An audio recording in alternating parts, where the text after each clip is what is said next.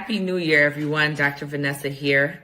I'm here to talk with you about the thyroid gland. The thyroid gland, which is this butterfly-shaped gland in the center of your neck. It lands right on top of your windpipe, also known as the trachea. This thyroid gland is very, very important in helping with the production of different hormones in your body that are involved with metabolism, that are involved with your growth. That's also involved with how much energy that you're expending at any given time. The thyroid gland also is involved with how much fluid is in your body.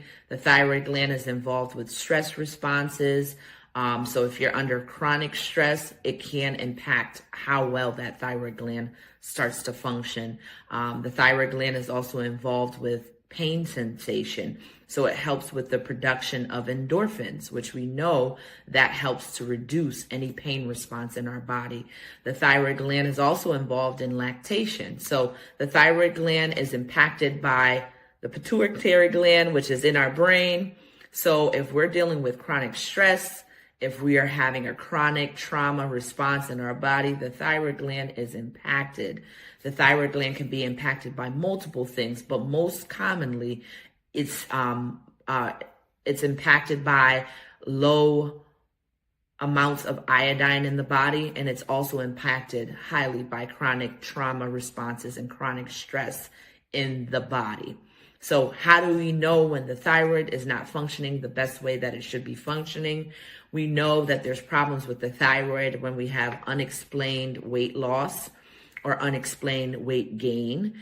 We know that there's maybe an issue with the thyroid if there's rapid or irregular heartbeat, if there's any swelling around the neck, especially central to the neck, if we notice there's swelling, puffiness, or even it looks like a growth is on the thyroid, or there's a growth in the neck.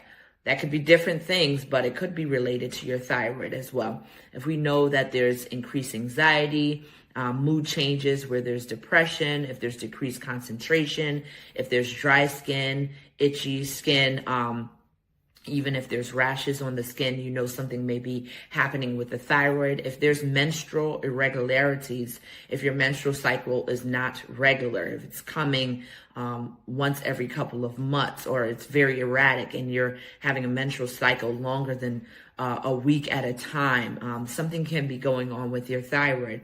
If your face is puffy, if you have voice changes, more commonly if you have a hoarse voice, something can be happening with your thyroid. If there's sleep problems like insomnia or difficulty going to sleep, increased agitation, mood swings, if your eyes are bulging, if they're dry, if they're red, if there's any fluid retention in the body, something can be happening with your thyroid.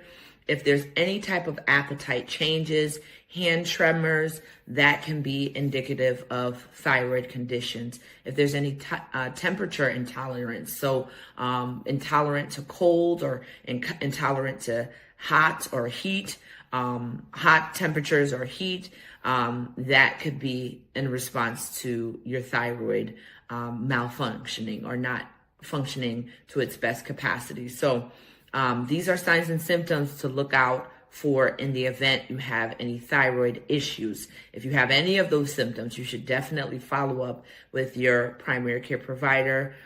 If you're seeing an endocrinology specialist, that's someone else you can also touch bases with in the event something is happening with your thyroid. The thyroid is very, very important with metabolism, with our growth, with energy, with fluid, with lactation, with pain sensation. So it can be negatively impacted by chronic stress. Chronic stress can cause autoimmune antibodies to begin to form, which then attacks our thyroid. And then there's thyroiditis, we call it, or thyroid disease, which can be the beginning stages of thyroid disease. So chronic stress, this is something that I personally actually have experienced with stress affecting my thyroid. And right after that stress response, usually it was an environment of stress. Right after that stress response, thyroid function went right back to its proper function. So let's not allow trauma to cause those chronic stress responses in our body. And let's do the work to ensure that we're regulating ourselves, being aware so that we can begin to regulate ourselves so that way our body can actually heal. So the chronic stress response doesn't have to attack our thyroid or cause any type of chronic thyroid diseases. All right, be blessed, everyone. We know we have the choice today between life and death, blessings and curses. I call on all of heaven to witness the decision that you and I make.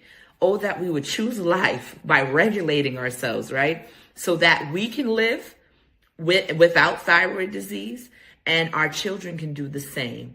That chronic stress, chronic trauma responses in our body does not lead to thyroid disease. Be blessed, everyone. Choose life today. I'm your host, Dr. Vanessa Bowling, and I'll catch you here on the replay, or I'll catch you live again next week, Tuesday. All right, be blessed, everyone. Have a great and prosperous new year. Bye-bye.